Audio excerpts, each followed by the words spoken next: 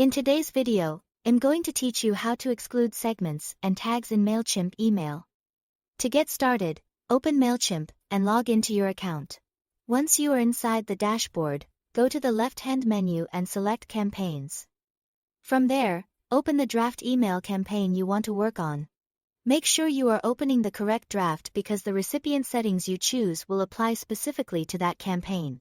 When your draft campaign opens, look for the campaign checklist and go to the To section. This is where you manage who will receive your email. In this area, you will see recipient options, and the one you want to focus on is the Do Not Send to setting.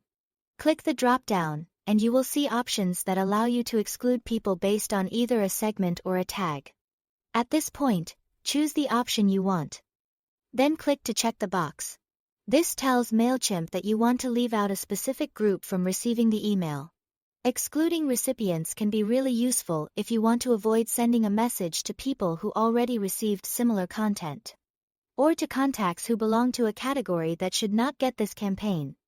If you don't already have any segments or tags set up, you will need to create them first before you can exclude them.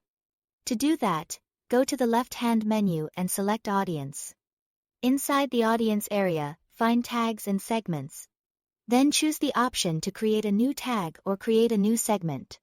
Tags are helpful for labeling contacts with a simple identifier, while segments are useful when you want to group contacts based on specific conditions or audience data. After creating the tag or segment you need, return to your email campaign. Go back again to the To section in the campaign checklist and open the Do Not Send to drop-down. Now you should see the segment or tag you created available in the list.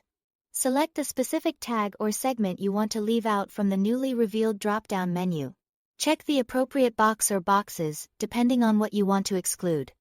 Take a moment to review your selections carefully so you don't accidentally remove the wrong group from your send list. Once everything looks correct, click Save to confirm your recipient settings. After that, you can continue building your campaign or go ahead and send it when you are ready. That's all to it. Thanks for watching.